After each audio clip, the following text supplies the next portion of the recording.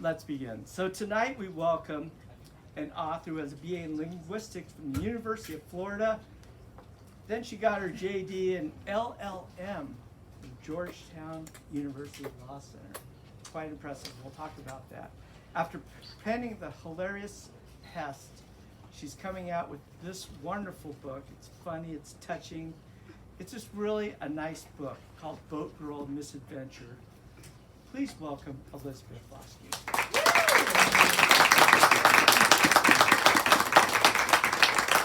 So before we begin, I just wanted to point out a few things about oftentimes as an events coordinator that we get approached by people and then we give them an event, we never hear from them again. But people like Elizabeth, Nikki over there, they bring their whole families in and they are really appreciated being part of the Chaucer's family. With tonight we have Brian, we have Caroline, and we have Chipper out there to attest to that. They're wearing some great Boat Girl shirts. So thank you to your whole family for coming out and being part of Chaucer's. So, Boat Girl, you grew up on a boat, or you spent a lot of time on a boat. 2 or 3 months a year. You know. Tell me about that. What was that experience like for you? I loved it. My parents both practiced medicine in a small beach town. I don't know why, because they spent most of their time trying to get out of it. And so when I was about 5, they sent our sailboat to Tortola in the British Virgin Islands, and every single chance we could, we left town, we went there, and we lived on the boat. Wow. But you also had to endure a hurricane. Oh, in Florida and in the BVI, multiple hurricanes. So what happened? Did the boat make it? The boat has made it mostly through all the hurricanes. The house I grew up in Florida did not. Went away in one of them. The church we got married in, it's gone. Oh. But that wasn't an omen or anything, at least not that we can tell. But was that experience kind of an influence on what started you with Boat Girl? I mean, definitely hurricane season was a big part of growing up in Florida and in the Caribbean, because it just affects so much. I mean, we miss school days in Florida because of hurricanes, not because of snow. And you get used to this kind of hurricane party mentality, and you're filling the bathtubs with water, and it becomes just I don't know, it's fun but hot. Okay. So why don't you tell everybody just maybe a brief synopsis of what Boat Girl is? Oh, okay. Well, I wrote this copy, so I don't feel bad ripping it.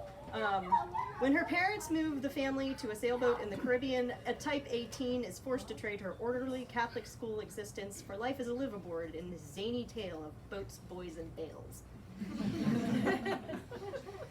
One of the things, it really was a delightful book, and one of the things I really liked was not only the story, but the characters. And the main character, Caitlin, is just a one of a kind. She's this shorter, spunky gal with short hair.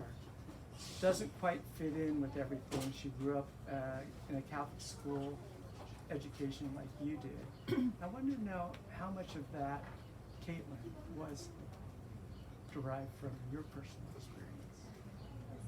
I think more than I wanted it to have in there. This was the first book I wrote, and I wrote it while I was in law school, and I was supposed to be writing a paper, and instead I wrote this, and it was the first time I'd really sat down and tried to write a whole novel, and so I definitely pulled on a lot of my memories from being that age.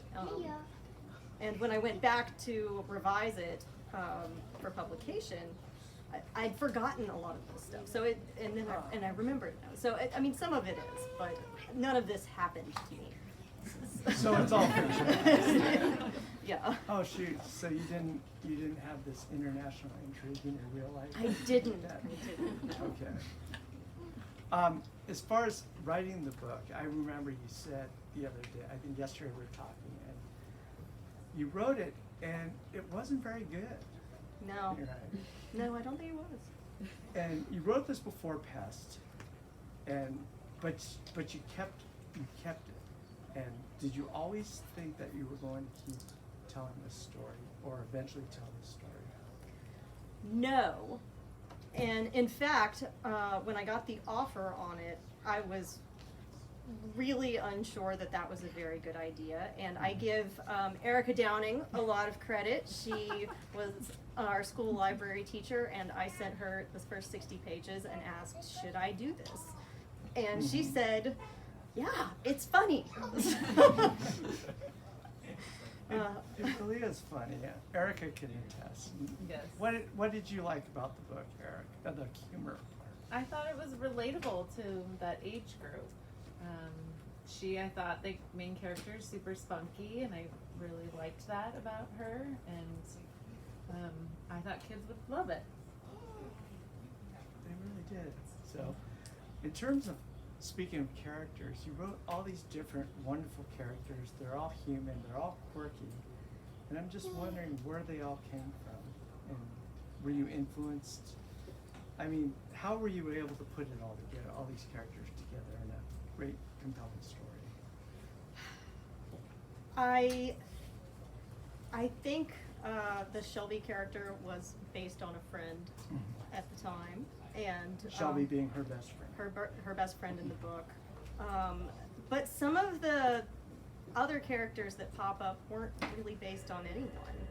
And when I revised, I did steal some quirks from some of my daughter's friends to make it a little more authentic and funny. And I sometimes imagine people I know in a character to help me, work on the dialogue and that kind of thing. In fact, you can see one of my villains over here. Hey, congratulations. How did that make you feel that you're in the book? 15 microseconds of fame. Exciting to be a part of it in any way. Did he know about this when you were writing? Yes, I asked because I can always go back and change it and, make it not physically hitting. And I used some names in the book. So I always offer to change. I let people know when I do that, and I offer to change it. Interesting. But getting back to you writing this in the past and you revisiting it, I think it's a testament to a writer who sticks with the story. If you're an aspiring writer, I would imagine that you would really want to hold on to the stories, no matter how bad you thought they were, because eventually it'll turn into something good. And I want to know what did you change to make it to turn it into something that you really liked and you really enjoyed, and something that we all enjoyed? I was very lucky because I had the help of Sarah Gerton, who is an agent at New Leaf, and she helped me with this book. Just big picture was able to go through it with me and helped me realize that one of the things that needed to change was stuff just happened to Caitlin in the original version, and that she needed to have more agency and more of a role in changing that. And I, also fleshing out her relationships with the secondary characters and making them more of their own people. And I, motivated myself to do this sort of thing by writing in the attack lemurs, which are my favorite part of the book. Without revealing the story, can you talk about these attack lemurs? Oh, so there's an island called Necker Island in the BVI, and it's owned by Richard Branson, who did Virgin Media and all that stuff. And he rescued a bunch of lemurs and created a lemur sanctuary, among any other things, on this island. And we like to go visit the lemurs, and it just felt like a very kind of, I've always been a huge Carl Hyacin fan, and he loves to have nature sort of getting its own back and evening the score, and it felt like a really fun way to, to have these smugglers meet their just desserts, at the hands of these lemurs. When you were there, when you were there, were you just you got some inspiration from these? Yeah, and you know every year like the photos pop up on Facebook that of us with the lemurs. So they're always close to my heart. So. What are the parts that you can mention that you added into the story that don't work? The I guess the romantic interest. I really wanted him to have more depth, so I wrote in a plot line about him trying to save sea turtles, and creating this device that would help repel sea turtles from nets. And a lot of the book kind of. Was that a real thing though? It seemed like it could be a real thing. Well, the shark bans are a real thing. I don't know Yeah. why it couldn't be a real thing. If anybody wants to make it a real thing, I think that'd be great. Maybe you could tell them what this invention is. It's ingenious. Oh. And you should patent it, actually. Do you think so? Yeah. So he's basically using magnets like the shark bans do, because sea turtles are very sensitive and use magnetic fields to navigate. And so the idea is he's using working on a prototype of a device that would repel sea turtles from fishing nets. Because especially the big ones, the loggerheads and stuff, they have little vents that they're supposed to be able to get out of, but the really big turtles don't fit, and I'm sure some of them are not smart enough to get out and that kind of thing. So. Interesting. In regards to your relationships, compared to Pest, this has a little bit more of an adult theme. And I wanted to talk about your transition from, Pest seemed kind of innocent, based in Santa Barbara. It had teenage angst, of course, but it also had a little bit more adult themes in it. And I wanted for you to talk about your transition from writing from Pest to writing Boat Girl in that way. I really do like writing problematic and imperfect characters, and something I'm doing more in the future. And it's tough with young adult because people want a role model through the whole book. But I think it also makes a lot of sense to have that audience see what can go wrong. And it all turns out in the end, but this is stuff they deal with, so. It's interesting. And you had mentioned that because you transitioned to older audiences or older themes, your next project is an adult theme. It's an adult book. It's no longer going to be YA. So can you talk a little bit about that? Sure. My current project is New Year's Grieve, and it has a 19-year-old character which lands it in a space they call crossover, but they often publish as adult, which means I can write anything I want. And it's a mystery rom-com, basically it's a country house murder mystery set in Highlands, North Carolina, with a very imperfect main character. So your writing process is a little different in that one, obviously. But when you're writing this, I just wanted to know, how long did it take you? And I mean, we're talking years.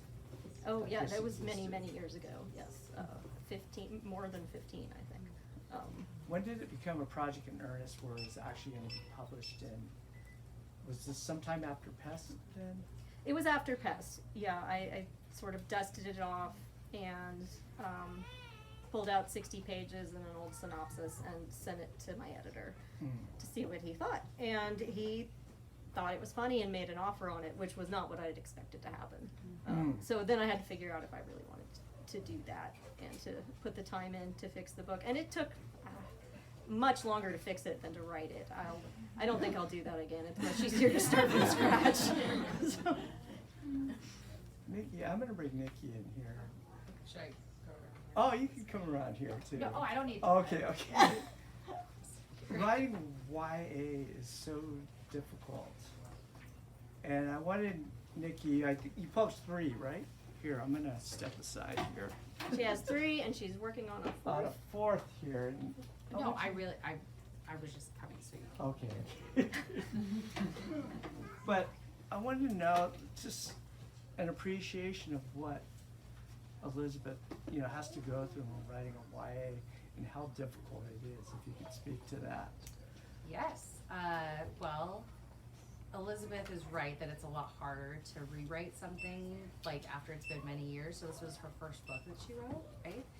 And it is really funny, and she was way too hard on herself. I read an early version of this before you went all the way with it, and I was laughing out loud. I thought it was hilarious.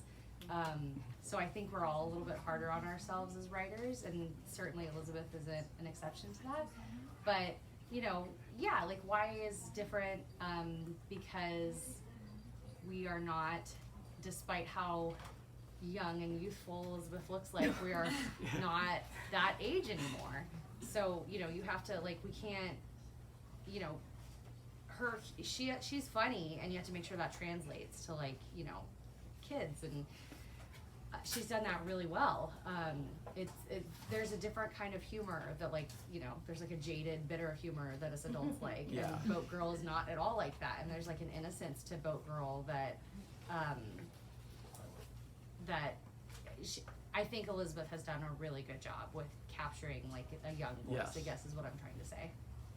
Makes it harder when you're not writing our own age voices. This is why I'm standing back here. But that's what I really like about your humor is, you know, there's a little edge to her. It's granted it's from a teenage perspective, but there's a little bit of edge to her. And that's a really difficult thing to do, is to, as Nikki said, to maintain the youth of the character while making her more worldly or more wise, I would say. And I wanted to ask if, you know, was that a challenge for you to do that, first of all? That finding that balance between. I don't think so. When I start writing, I have a concept and I start writing it, and either the voice comes out or it doesn't. And if it doesn't work, I usually move on to something else. And the one thing this did have from the start was there was a very strong voice. Like Caitlin had a very strong narrative voice, and so I was able to kind of go back, reread what I'd written, and just apply that to the new material. And I have to ask, Caroline, is your mommy funny? Yeah, she's pretty funny. I imagine it's pretty funny in your house. Are there any questions right now that we can? Please feel free to comment. Yes, sir. Could you read a little brief passage from the book?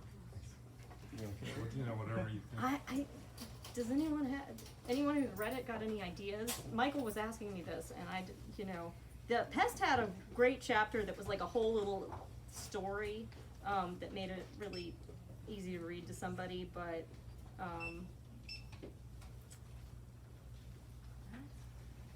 I'm looking, hold on.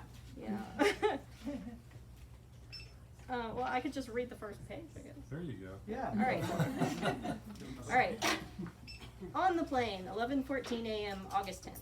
Note, this all began in May, so I'll have to start there. This wouldn't make any sense otherwise.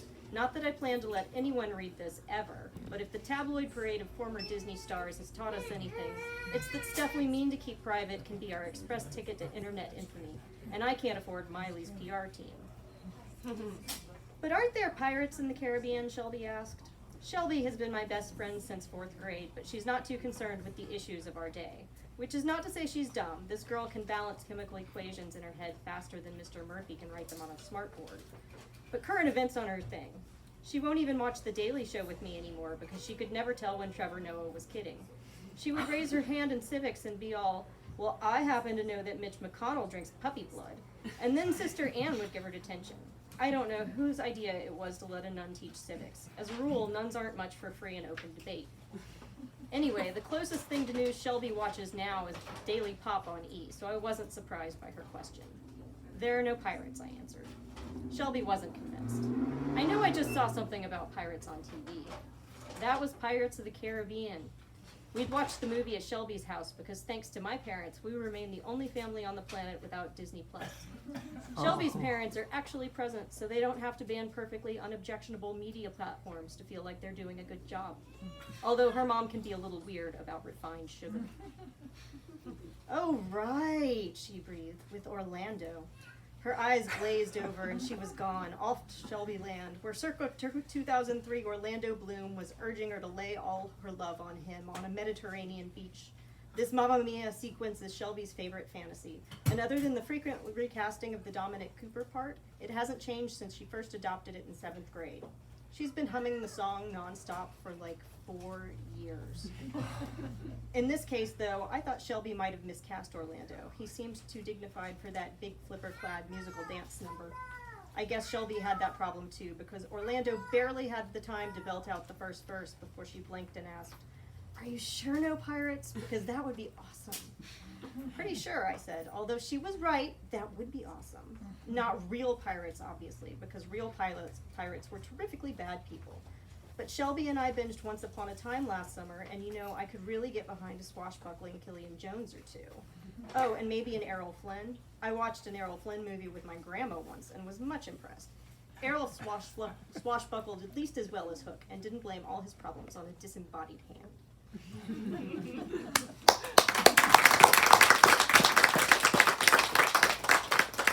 Are you doing an audiobook? You should. Pest had an audiobook. I don't think this one's gonna have an audiobook. Are there any other questions about the book or anything like that? All right. Well, do you have anything else to say? I mean, this is obviously a labor of love for you over a number of years, and the fact that you got it done. I did get it done. Yeah. I apologize to all the friends who listened to me whine nonstop about this book for 9 months. We want a sequel. No, there will never be a sequel. Not ever. Well, thank you very much for talking about Boat Girl-A Misadventure. It's truly a wonderful book. Elizabeth, we wish you nothing but the best. Thank you, Michael. So, thank you. Elizabeth.